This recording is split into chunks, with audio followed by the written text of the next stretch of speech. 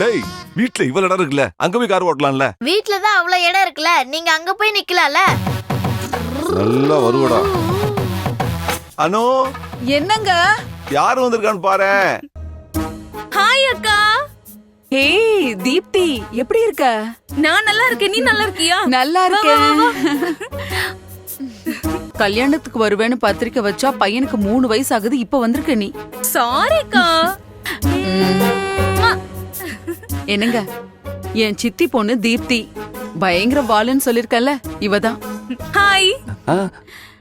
அவர் கொஞ்சம் shy type D. சரி வா போலாம். 2 நாள் ஆபீஸ் லீவ் போட்ட வேண்டியதான்.